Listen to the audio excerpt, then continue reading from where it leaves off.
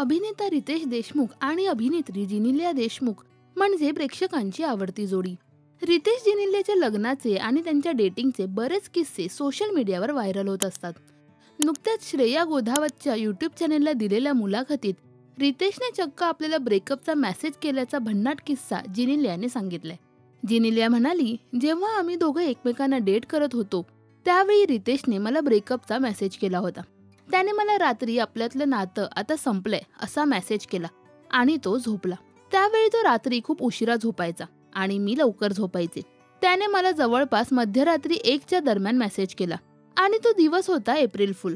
त्याला फक्त माझ्याबरोबर प्रँक करायचा होता. मग मी पहाटे 2:30च्या सुमारास उठले तेव्हा तो मेसेज वाचला आणि मला एवढं दडपण आलं, मी डिप्रेशनमध्ये होते. नेमकं काय झालं, माझं काय चुकलं, असे अनेक विचार माझ्या मनात येऊ लागले. मला सकाळी 9 वाजेपर्यंत प्रचंड त्रास झाला. मग तो थोड्या वेळाने उठला आणि मध्यरात्री आपण काय मेसेज करून झोपलो हे त्याला आठवतच नव्हतं. त्यामुळे नेहमीप्रमाणे त्याने मला हॅलो काय करतेस असा मेसेज करून प्रश्न विचारला.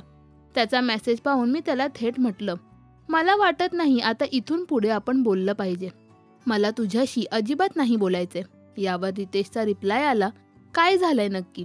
मी त्याला म्हणाले, काही घडलंच नाहीये असा वागतोयस तू.